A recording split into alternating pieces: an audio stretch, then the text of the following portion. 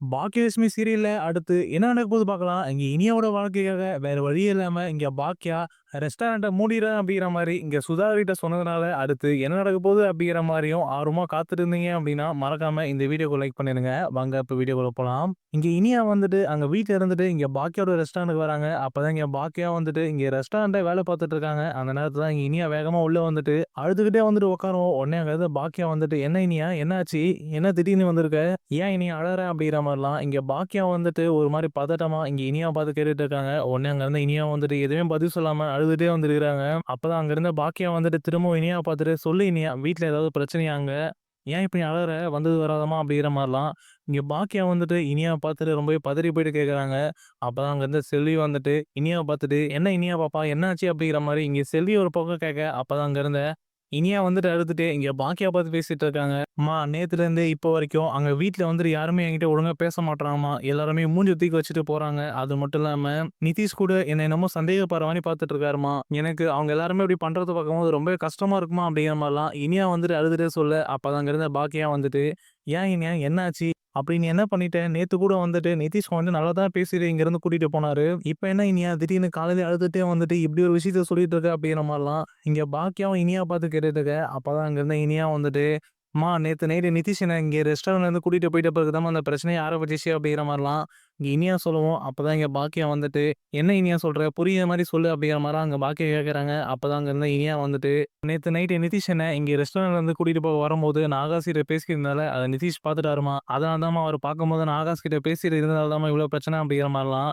இனியா சொல்லவும், அப்பதான் அங்க இருந்த பாக்கியா வந்துட்டு, "நீ ஆகாஷ் கிட்ட சும்மா தானே பேசியிருந்த. அதுவும் நாங்க இருக்கும்போது தான் பேசியிருந்த. இதுல என்ன பிரச்சனை?" அப்படிங்கிற மாரிலாம் இங்க பாக்கியா கேட்கும்போது, "இல்லம்மா, நிதிஷ் என்ன சந்தேகப்படுறாரும்மா. நான் ஆகாஷ் கிட்ட பேசுறத வச்சு. அது மட்டும் இல்லாம நான் ஆகாஷ முன்னாடி லவ் பண்ண விஷயம் எல்லாமே நிதிஷ்க்கு தெரிஞ்சிருக்குமா. அதெல்லாம் தெரிஞ்சு தான் இவ்வளோ நாள் அமைதியா இருந்திருக்காரு. இப்ப நானும் ஆகாஷும் பேசுறத வச்சு, அத வச்சு சந்தேகப்பட்டு, நான் இங்க ரெஸ்டாரண்ட் வரது கூட உன்ன பார்க்க தாம்மா வரேன். ஆனா நான் ஆகாஷ் கிட்ட பேச வரேன் அப்படிங்கிற மாரி எல்லாமே நிதிஷ் பேசிட்டு இருக்காரும்மா. அதுவும் இந்த விஷயத்த வீட்ல அங்கிள் கிட்டயும், ஆன்டி கிட்டயும் கூட சொல்லிட்டாரு. நான் என்னமோ அவர ஏமாத்தி கல்யாணம் பண்ணிட்டேன் அப்படிங்கிற மாரி அவங்க எல்லாரும் என்ன பார்க்குறாங்க, பேசுறாங்கம்மா.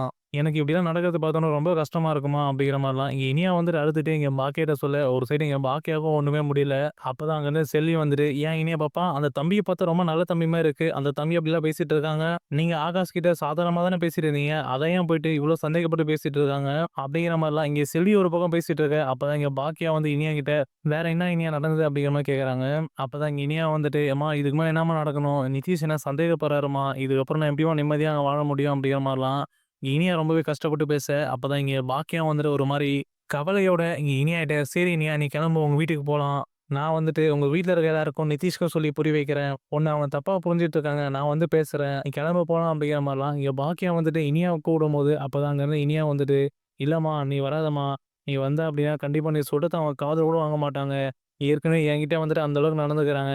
அதுவும் அங்கிள்லாம் உன்ன பார்த்தாருன்னா, உன்கிட்ட அப்புறம் அங்க இருக்க எல்லாருமே பேசுற விதமே வேற மாரி இருக்குமா. அதனால நீ எதுவும் வராத. நான் பார்த்துக்கிறேன் இந்த விஷயத்த. நீ விடு." அப்படிங்கிற மாரிலாம் இனியா சொல்லவும், அப்பதான் அங்க இருந்த பாக்கியா வந்துட்டு, "இல்ல இனியா நீ கிளம்பு நம்ம போலாம் வா. இந்த விஷயத்த எப்படியும் விட முடியாது. அதுக்கப்புறம் தினமும் வந்துட்டு யாராவது அந்த வீட்ல இருக்கவங்க உன்ன ஏதாவது சொல்லி கஷ்டப்படுத்திட்டே இருப்பாங்க. இதெல்லாம் வந்துட்டு எனக்கு கஷ்டமா இருக்கும் இனியா.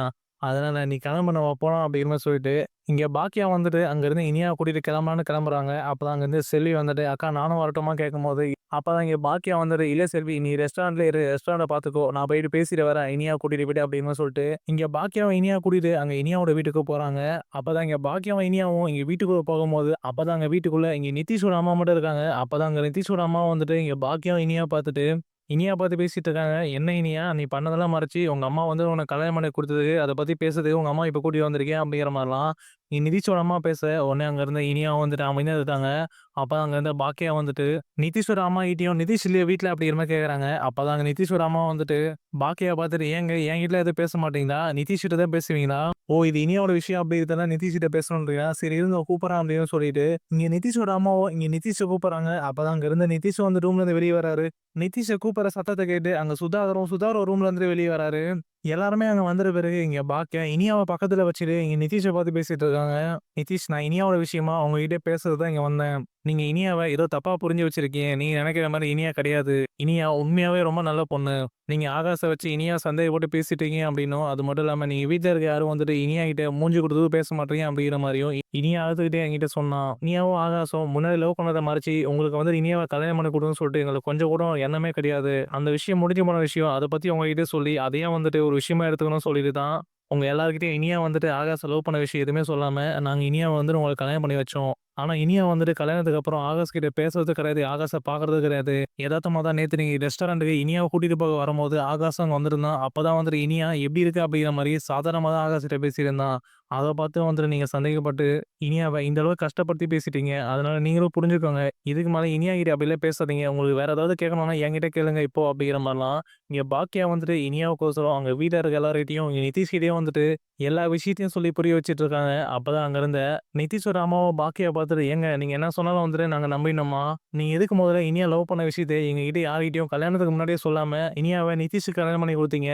நீங்க பேசுற மாரி எல்லாமே சரியா இருக்கு அப்டின்னா, நீங்க முன்னாடியே வந்து எங்ககிட்ட சொல்லியிருக்கணும்ல. இந்த மாரி நடந்திருக்கு அப்டிங்கிற மாரி. இது எதுவுமே பண்ணாம இப்போ வந்துட்டு உங்க பக்கம் நியாயமா இருக்க மாரி பேசுறீங்க. இப்ப எங்களுக்கு எல்லா விஷயமும் வந்துட்டு நிதிஷ் சொல்லி தான் தெரியும். இந்த மாரி இனியா ஏற்கனவே ஒரு பையன லவ் பண்ணியிருக்கா அப்டிங்கிற மாரி. எதுக்குங்க இப்படிலாம் பண்றீங்க? அது எங்க பையனோட வாழ்க்கை தான் உங்களுக்கு கிடைச்சதா? அப்டிங்கிற மாரிலாம். இங்க நிதிஷோட அம்மாவும் கோவப்பட்டு இங்க பாக்கியாட்ட கேட்டுட்டு இருக்காங்க. அப்பதான் அங்க இருந்த பாக்கியா வந்துட்டு, "இங்க பாருங்க, நான் சொல்ல வரத நீங்க இன்னும் புரிஞ்சுக்கலன்னு நெனைக்கிறேன். எங்களுக்கு ஒண்ணும் எல்லாத்தையும் மறைச்சு ஏமாத்தி தான் வந்துட்டு இனியாவ உங்க பையனுக்கு கல்யாணம் பண்ண குடுங்கன்னு சொல்லிட்டு கொஞ்சம் கூட எண்ணமே கிடையாது. இது எல்லாமே வந்துட்டு இனியாவோட டாடியும், அது மட்டும் இல்லாம அவங்க பாட்டியும் பண்ண விஷயம். அவங்க 2 பேரும் வந்துட்டு நீங்க பொண்ணு கேட்டு வரவும் அவசர அவசரமா வந்துட்டு எல்லாமே நடத்தணும் அப்படிங்கிற மாரி சொன்னதுனால தான், இந்த மாரி விஷயம்லாம் சொல்லாம நானே விட்டுட்டேன். அதனால வந்துட்டு உங்ககிட்ட நான் மன்னிப்பு கேட்டுக்கிறேன். ஆனா இனியா வந்துட்டு நீங்க நெனைக்கிற மாதிரி கிடையாது. அவ ரெஸ்டாரண்ட் வரதுக்கு கூட என்ன பார்க்க தான் வரா. அங்க ஆகாஷ்லாம் யாரும் பார்க்க வரல. அதனால நம்புங்க நான் சொல்றது உண்மதான் அப்படிங்கிற மாரிலாம். இங்க பாக்கியா வந்துட்டு அங்க வீட்ல இருக்க சுதாகர் அது மட்டும் இல்லாம நிதிஷோட அம்மா நிதிஷ பார்த்து பேசிட்டு இருக்காங்க. அப்பதான் இங்க இனியா வந்துட்டு இங்க பாக்கியாவ பக்கத்துல இங்க அழுதுட்டே நின்னுட்டு இருக்காங்க. உடனே அங்க இருந்த நிதிஷும் வந்துட்டு இங்க பாக்கியாவ பார்த்துட்டு, "இங்க பாருங்க ஆண்டி, நீங்க இனியாவ பத்தி சொல்றத என்னால நம்ப முடியாது. இனியா மேல எனக்கு சந்தேகம் இருக்கு. அத எப்படி நான் பார்க்கும்போது நீங்க தான் வந்துட்டு கூட இருக்கீங்க. அந்த பையன் வந்துட்டு ஏற்கனவே இனியாவ லவ் பண்ணியிருக்கான்னு தெரியும். இனியாவும் வந்துட்டு அந்த பையன லவ் பண்ணியிருக்கான்னு தெரியும். அதுக்கப்புறமும் வந்துட்டு நீங்க எதுக்கு அப்படி பேச விட்டீங்க அங்க?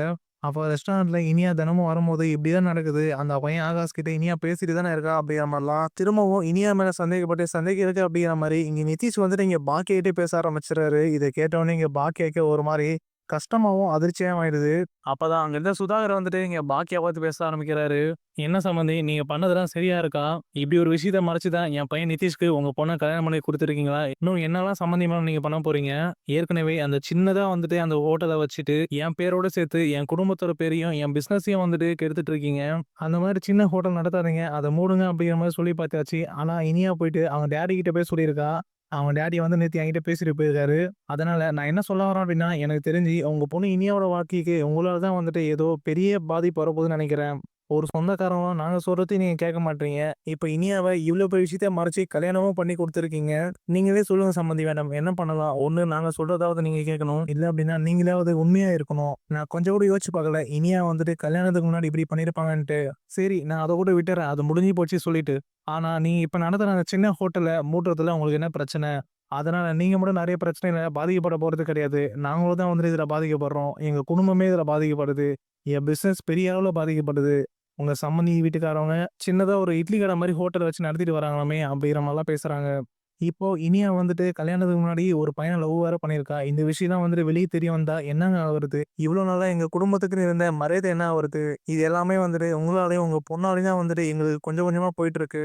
இப்ப நான் யோசிக்கிறேன். இப்ப எனக்கு தப்புன்னு படுது. எதுக்கு நான் உங்க ரெஸ்டாரண்ட் மேல ஆசைப்பட்டு உங்க பொண்ண வந்துட்டு என் பையன் நிச்சயம் கல்யாணம் பண்ணி குடுத்தனோ அப்படிங்கிற மாதிரி. என் பிசினஸ்ஸுக்கோசரம் இப்படிலாம் பண்ண போயிட்டு, இப்ப என் குடும்பத்தோட மரியாதையே கொஞ்சம் கொஞ்சமா குறைஞ்சுட்டு இருக்கு. அப்படிங்கிற மாரி இங்க சுதாகர் வந்துட்டு தோன்ற எல்லா விஷயத்தையும் இங்க பாக்கியா பார்த்து பேசிறாரு. இத கேட்ட உடனே இங்க பாக்கியாவுக்கு அடுத்து என்ன வார்த்தை பேசுறது, அடுத்து என்ன பண்றதுன்னு தெரியாம இங்க இனியா பார்த்த நின்னுட்டு இருக்காங்க. அப்பதான் இங்க இனியா வந்துட்டு கண் கலங்கிட்டே இங்க பாக்கியாவ பார்த்துட்டு இருக்கு. அப்பதான் இங்க பாக்கியாவும் கண்ணெல்லாம் கலங்க ஆரம்பிச்சுது. உடனே இங்க பாக்கியா இனியாவ பார்த்து யோசிக்கிறாங்க. இனியா உனக்கோசரம் தான் வந்து நான் இவ்ளோ விஷயம் பண்ணேன். உன் வாழ்க்கை நல்லா இருக்கணும்னா நான் என்ன வேணா பண்ணுவேன் இனியா அப்படிங்கிற மாரி. இங்க பாக்கியா மனசுக்குள்ள இனியா பார்த்த மாரி நெனச்சுக்கிட்டு சுதாகர பார்த்தோம். அங்க வீட்ல இருக்க நிதிஷ் அது மட்டும் இல்லாம நிதிஷோட அம்மாவ பார்த்தோம். சரி சொல்லுங்க. நான் என்ன பண்ணணும்? உங்க வீட்டோட மரியாதை எங்களால வந்துட்டு போகுதுன்னு சொல்றீங்க. இப்ப நான் என்ன பண்ணா வந்துட்டு உங்க மரியாதை அப்படியே இருக்கும்? அது மட்டும் இல்லாம திரும்பவும் நீங்க இனியா கிட்ட எந்த மாரி சந்தேகப்பட்டு பேசாம ஒழுங்கா பேசுவீங்கன்னா சொல்லுங்க. நீங்க என்ன சொன்னாலும் உங்க குடும்பத்தோட மரியாதை குறையாத மாரி நான் கேட்டுட்டு போறேன் அப்படிங்கிற மாரி இங்க பாக்கியா கேட்கறாங்க. அப்பதான் நிதிஷோட அம்மா வந்துட்டு இங்க பாக்கியாவ பார்த்துட்டு, அதான் அவரே சொல்றார்ல, இனியா கல்யாணத்துக்கு முன்னாடி அந்த பையன லவ் பண்ணது கூட இப்போதைக்கு எங்களுக்கு பெரிய விஷயமா தெரியல. அது பின்னாடி இனியா நடந்துக்கிறத பொறுத்து தான் அது பெரிய விஷயமா ஆகுமா, இல்லையா அப்படிங்கிறதே தெரியும். ஆனா இப்போதைக்கு வந்துட்டு எங்க குடும்பத்தோட மரியாதை உங்களால தான் போயிட்டு இருக்கு. அதனால அவரு சொல்ற மாரி நீங்க நடத்துற அந்த சின்ன ஹோட்டல மூடிருங்களேன். அத வச்சு நடத்துறதுல உங்களுக்கு என்ன கிடைக்க போகுது? அப்படின்னா லாபம் வந்துற போகுது உங்களுக்கு.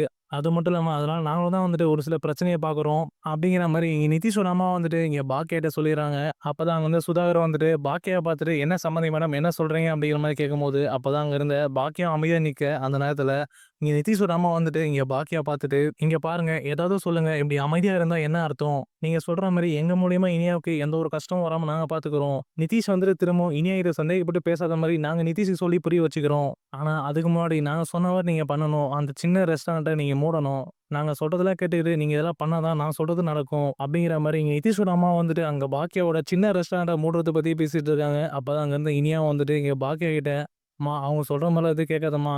நீ ஒண்ணும் அந்த ரெஸ்டாரண்ட்லாம் மூடாதம்மா. நீ அந்த ரெஸ்டாரண்ட் மூடிட்டா நீ என்னம்மா பண்ணுவ? அதனால எதுவும் மூடாதம்மா. நீ எனக்காக ஏற்கனவே நெறைய கஷ்டப்பட்டுருக்கம்மா. நீ திரும்பவும் வந்துட்டு கஷ்டப்பட வேணாம்மா. இந்த வீட்ல யாராவது எதனா பேசினாவோ அத நான் பார்த்துக்கிறேம்மா. எனக்கோசரம் வந்துட்டு நீ எதுவும் பண்ணாதம்மா.